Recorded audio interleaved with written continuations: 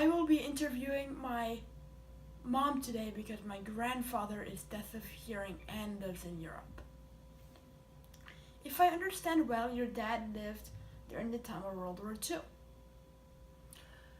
Yes, my dad is 88 years old, and when the World War II erupted, he was about 10 years old, and he lived in Brussels, Belgium, with his grandparents.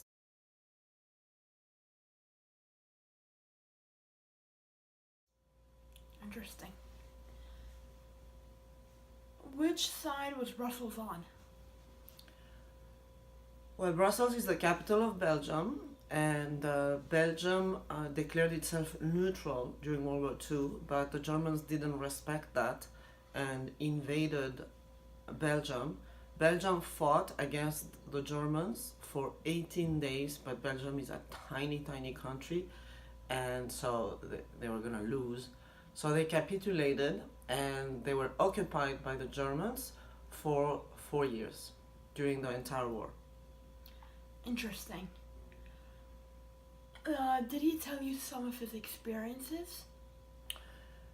Yes, one day he was walking near the train station and he saw a container train being filled up with people, and they looked like these people didn't want to go on the train. They were forced in, a little bit like if they were a herd of sheep into the train, and my dad felt very uncomfortable with this, although at the time he didn't know that it was Jewish people that were deported.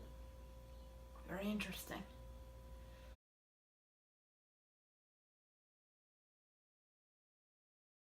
When did your dad understand that it was Jewish people being deported?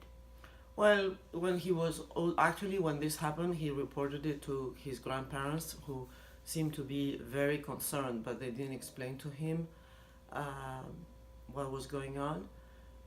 But later on, later in life, he understood, and turns out Belgium lost 25,000 Jewish people to the war who were deported to different concentration camps. That's really awful. Did your dad have any fascinations about war?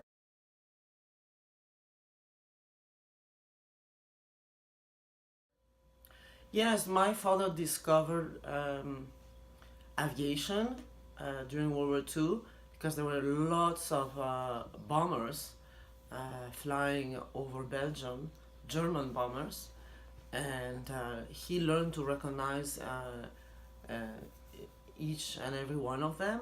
He spent a lot of time watching them, and then he did the same thing when the war turned around, and it was the American airplanes that were flying over Belgium, liberating Europe.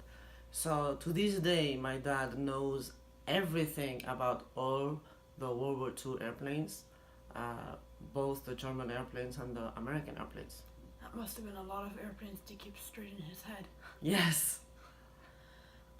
Did he have any close calls with German soldiers? Well, talking about airplanes, he was biking in the countryside outside Brussels when he saw an airplane that had landed in the middle of a field with a bunch of German soldiers, either repairing the plane or doing something to the plane. So he hid and watched them for a while because he was so fascinated by aviation in general. And then he ran back to Brussels. Very interesting and scary. Well, thank you so much for taking some time out of your day to let me interview you.